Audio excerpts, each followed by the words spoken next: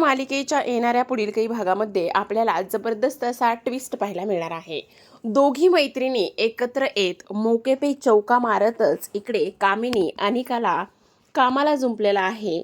त्याचबरोबर मोलकरणीची सर्व कामं, स्वयंपाक आणि सोबतच धुणी भांडी, लादी पुसणं हे सगळं काही त्या दोघींनी मिळून आता इकडे ह्या दोघींना कामाला जुंपलेलं असतं। हे सगळं कसं घडलं, कशा पद्धतीने कामिनी अनिकावर ही वेळ आली, ह्या सगळ्या गोष्टी आपल्याला या आजच्या ट्विस्टमध्ये पाहायच्यात, जाणून घ्यायच्यात। त्यामुळे व्हिडिओ शेवटपर्यंत नक्कीच पहा। तर आता प्रेक्षकांनो, मालिकेमध्ये आतापर्यंत आपण पाहत आलेलो आहोत की इकडे कमळीने आता निंगीला घरामध्ये आणलेलं असतं आणि निंगीला घरामध्ये आणल्यानंतर कामिनीचा जळफळाट होतो। कामिनी म्हणत असते, हे महाजनांचं घर आहे, इथे फक्त महाजनच राहू शकतात। आणि रागिनी सुद्धा म्हणत असते, आत्ताच्या आत्ता ह्या मुलीला इथून बाहेर काढा। पण आता राजन म्हणत असतो, तू असं का बोलतेस, कारण ती कमळीची मैत्रीण आहे। तेव्हा कमळी मात्र सुरुवातीला त्यांना इथे चकवा देते आणि म्हणत असते, हो त्या अगदी बरोबर बोलतायत, आपण इथे निंगीला नाही घरामध्ये ठेवू शकत। त्यावर राजन म्हणत असतात, अगं तू असं का म्हणतेस, पण आता ही गोष्ट मात्र कोणालाच समजत नसते। का तर कमळी अशी का आणि कशामुळे वागली ही गोष्ट मात्र कोणालाही समजत नसते। तर आता प्रेक्षकांनो, तेच आपल्याला जाणून घ्यायचं आहे। तर आता कमळी इकडे जेव्हा कॉलेजमध्ये एवढा मोठा निर्णय घेते आणि राजनने तिला बरेच काही अधिकार दिलेले असतात की आता जरी अन्नपूर्णा इथे नसेल तरी सुद्धा तिच्या वतीने जो कोणी निर्णय द्यायचा असेल तो फक्त कमळी देईल आणि तिचा तो अंतिम निर्णय असेल। आणि तेव्हा मात्र हे सगळं ऐकल्यानंतर सर्व कॉलेजमध्ये सगळ्यांना आनंद झालेला असतो, काही लोक तर हदरलेली असतात। रागिनी अनिकाचा चेहरा तर पाहण्यासारखाच झालेला असतो, कारण कमळीने इथे कॉलेजमध्ये सुद्धा अन्नपूर्णाची जागा घेतली, घरामध्ये सुद्धा ती मालकीन म्हणून मिरवतीये, मग आता काय राहिलं बाकी, असं ती म्हणत असते आणि कामिनीवर रागराग चिडचिड करत असते। ह्या सगळ्या गोष्टी होतच असतात आणि त्याच वेळेला आता इकडे निंगी घरामध्ये आलेली असते। कमळीचं असं म्हणणं असतं की काही जरी झालं तरी सुद्धा या घरामध्ये महाजनच राहतील, मग जर निंगी या घरामध्ये राहणार नाही, ती जर या घरातून बाहेर जाणार आहे तर मग आणखी एक व्यक्ती सुद्धा या घरातून बाहेर जाईल। त्यावर रागिनी म्हणत असते, तू तुझ्या लायकीत राहा, एवढं सगळं बोलण्याची तुला काहीच गरज नाही। त्यावर कमळी म्हणत असते, म्या काय चुकीचं बोलायलो, म्या तर बरोबरच बोलायलोय ना, काय चुकीचं आहे त्यामध्ये। जर निंगी ह्या घरामध्ये राहणार नाही तर इकडे कामिनी आजी म्हणजेच कडू आजी सुद्धा ह्या घरामध्ये राहायच्या पात्रतेतच नाहीयेत, त्या नियमात बसतच नाहीयेत, कारण त्या महाजन कुठे आहेत। मग महाजन ह्या घरामध्ये राहू शकतात तर कडू आजी ह्या घरामध्ये नाही राहू शकत। त्यामुळे मी आत्ताच्या आत्ता जाते आणि त्यांचं सर्व सामान भरून आणते आणि त्यांना सुद्धा आपण ह्या घरामधून हाकलून देऊया।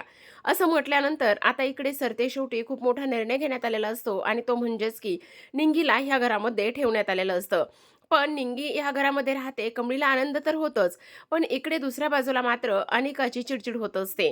अनिका म्हणत असते, प्रत्येक वेळी ही मुलगी आपल्याला भारी कशी काय पडते, प्रत्येक वेळी ही मुलगी आपल्यावर भारी कसं काय पडते, काय गे तुझी तू तू खरं तर ना तूच मॅड आजी आहेस, मी उगाचच त्या आजीला मॅड आजी म्हणते, मी तुलाच मॅड आजी म्हणायला हवंय।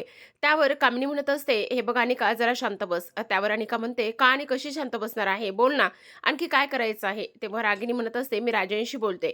तेव्हा रागिनी राजांशी बोलत असते आणि म्हणत असते, ती मुलगी कशी आहे, काय आहे, कशा पद्धतीने राहते, काय खाते, काय पिते, कसं बोलते, ह्या सगळ्या गोष्टी महाजनांच्या इथे कुटुंबामध्ये होतात का। त्यावर राजन म्हणत असतो, हे बघ रागिनी, मला तुझं काहीच ऐकून घ्यायचं नाहीये, ती मुलगी आहे गावाकडे वाढलेली आहे, पण ती मुलगी माझी आहे, गौरीची आहे, त्यामुळे ती ह्या घरामध्ये राहणार, त्याचबरोबर तिच्याबरोबर आलेली निंगी सुद्धा ह्याच घरामध्ये राहणार। तुम्हाला काही प्रॉब्लेम असेल तर तुम्ही घर सोडून गेलात तरी सुद्धा चालेल।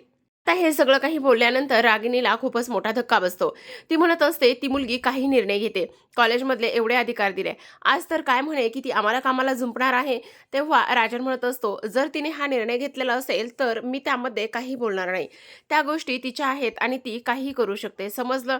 त्यावर राजन म्हणत असतो, इकडे राजन हे सगळं काही बोलल्यानंतर रागिनीला फारच राग येत असतो। ती म्हणत असते, बाद झालं हा राजन, आता तुझं खूप जास्त अति होतंय, ह्या सगळ्या गोष्टी मी अजिबात खपून घेणार नाहीये, कारण तू कशा पद्धतीने वागतोयस आणि काय करतोयस हे तुझं तुला तरी समजतंय का राजन।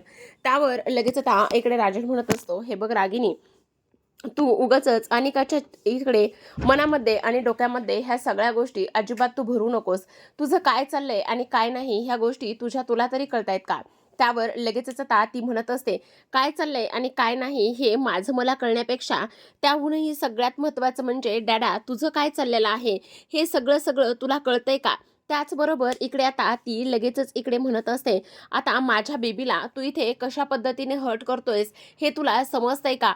आणि त्याहूनही सगळ्यात महत्त्वाचं म्हणजे मी ह्या मोलकरणीची कामं आणि घरातली कामं अजिबात करणार नाही." असं स्पष्टपणे आता इथे रागिनी आणि त्याचबरोबर इकडे अनिका बोलत असतात.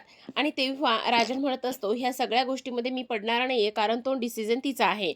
इकडे दुसऱ्या बाजूला प्राजू आता नयनताराशी बोलत असते. ती म्हणत असते, "आई, तुझ्या एक गोष्ट लक्षात येते का? म्हणजे बघ ना, आता इकडे तू कमळीची एवढी स्तुती करते, एवढं सगळं काही ती चांगलं करते, ह्या सगळ्या गोष्टी तुला आवडतायत का?" त्यावर ती म्हणत असते, "हे बघ अनिका, ह्या सगळ्या गोष्टी महत्त्वाच्या नाहीयेत. मी काय करते, काय नाही हे सगळं महत्त्वाचं नाहीये. पण आता खरं पाहायला गेलं तर तिचं कौतुक करण्यासारखं सुद्धा आहे. म्हणजे बघ ना, आता अन्नपूर्णा मॅडमनी जो निर्णय घेतला असता, तोच निर्णय तिने घेतला, म्हणून मला तिचं कौतुक वाटतंय. खरं पाहायला गेलं तर ती एक मुलगी म्हणून, माणूस म्हणून चांगली आहे." त्यावर इथे आता प्राजू म्हणत असते, "आई, चक्क तुला असं वाटतंय तिच्याबद्दल?" तेव्हा ती म्हणत असते, "हो, वाटायला त्यात काही नवीन आहे. ती एक माणूस म्हणून चांगली आहे. आत्तापर्यंत तिने खरेपणाला साथ दिली. ती मुलगी खरी आहे, सच्ची आहे." त्यावर लगेच आता इकडे दुसऱ्या बाजूला आपण पाहतो, दुसऱ्या दिवशी सकाळची वेळ असते. दुसऱ्या दिवशी सकाळी-सकाळी कमळी आणि त्याचबरोबर निंगीची सवारी अनिका आणि कामिनीच्या खोलीकडे निघालेली असते. ते आता अनिकाला इकडे तोंडावर पाणी मारतात आणि लगेचच तिला उठवत असतात. तेव्हा अनिका फार चिडचिड करते आणि म्हणत असते, "कोणाची एवढी हिंमत झाली की मला उठवायची?" तेव्हा कमळी तिला म्हणत असते, "माझी म्हणजेच कमळी महाजनची हिंमत झालेली आहे तुला उठवण्याची.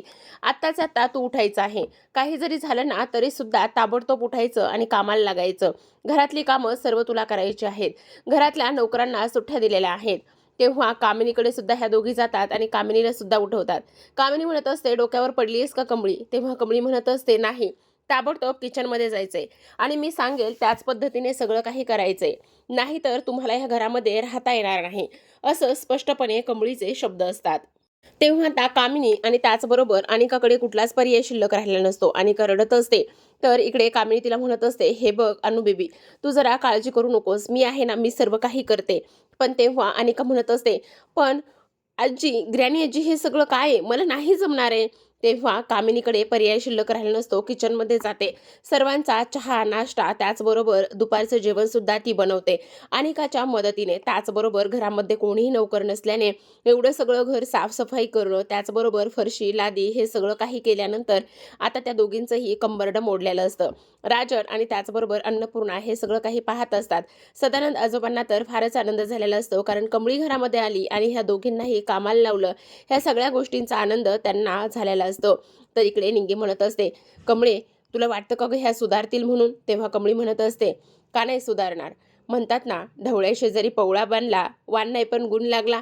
होईल तसंच. नको काळजी करू तू." आणि सगळ्यात महत्त्वाचं म्हणजे अन्नपूर्णाच्या ह्या अनिका नातीला नीट करणं, तिला शिस्त लावणं, हे सुद्धा माझं कामच बनलेलं आहे. आणि त्याचबरोबर ह्या कडू आजीच्या नादाला लागून ही अनिका अशा पद्धतीने झाली ना, त्यामुळे हे सगळं असं होतंय बघ. तू काळजी करू नकोस. ह्यांची कंबरडं मोडेपर्यंत काम करून घ्यायचं. ह्यांची हीच शिक्षा आहे. कारण ह्यांनी फक्त आत्तापर्यंत बसून खाल्लंय आणि त्याचबरोबर राजन सरांच्या आणि अन्नपूर्णा महाजनांच्या प्रॉपर्टीच्या नावावर ह्यांनी खूप काही गोष्टी केल्यात. त्यामुळे त्यांचा मास्तर उतरवलाच पाहिजे. तर प्रेक्षकांनो, पाहत रहा कमळी. भेटूयात अशाच एका नवीन ट्विस्ट सोबत. तोपर्यंत धन्यवाद.